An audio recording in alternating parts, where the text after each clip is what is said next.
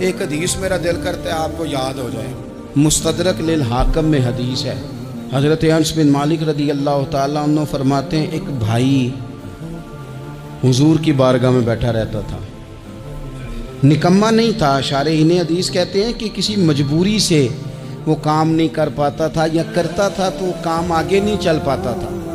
ذہنی صلاحیت ہی شاید زیادہ نہیں تھی۔ یہ حدیث مشکات میں بھی موجود ہے، مستدرک للحاکم میں بھی موجود ہے۔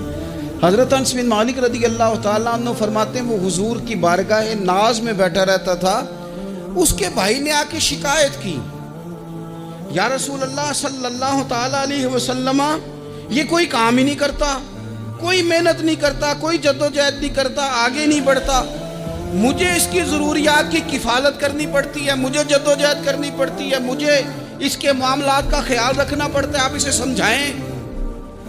تو حضور نے بہت سارے لوگوں کو سمجھایا جو کام نہیں کرتے تھے۔ ہمیں سیاستہ میں وہ حدیث بھی ملتی ہے جس بندے کو نبی پاک صلی اللہ علیہ وسلم نے کہا تھا کہ تیرے پاس جو بھی گھر میں ہے لا، تو وہ پیالہ اور کمبل لائے تھے، حضور نے بیچ کے کہا تھا جا کلاڑا خرید کے لا اور لکڑیاں کاٹ کے تو بیچ کے اپنا اور اپنے گھر والوں کا پیٹ پال۔ یہ ساری باتیں اپنی جگہ پر یہاں نبی پاک نے ایک روحانی مسئلے کا حل بھی بتایا۔ اللہ کے محبوب علیہ السلام سے عرض کی حضور یہ یہیں بیٹھا رہتا ہے اور سارے ہی کام مجھے کرنے پڑتے ہیں۔ تو حضور نے نظر مبارک اٹھا کے بھائی کی جانب دیکھا جو بھائی کا شکوہ کر رہا تھا، تو کریم محبوب فرمانے لگے ہو سکتا ہے یہ جملے میرے محبوب کے، ان کو کہیں لکھنا، ان کی مٹھاس دیکھو، ان کا حسن دیکھو، اور بھائیوں کی محبت کے بیج جو رسول پاک پیوند لگا رہے ہیں اور جوڑ رہے ہیں، اور جس انداز میں بھائی کو بھائی سے ملا رہے ہیں، اس لہجے کے حسن کی مٹھاس کو بھی ذرا چکھ کے دیکھو۔ حضور فرمانے لگے ہو سکتا ہے رب تمہیں جو رزق دے رہا ہے وہ اسی بھائی کی وجہ سے دے رہا ہے۔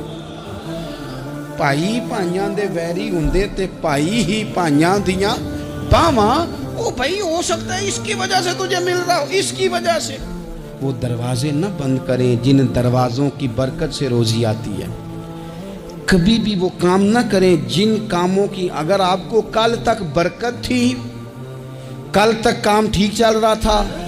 کل تک نظام بہتر تھا، اور آج آپ کو محسوس ہوتا ہے کہ کہیں کمزوری آ گئی ہے، کہیں حالات اس طرح کے نہیں رہے، تو پھر آپ غور کریں کہیں ایسا تو نہیں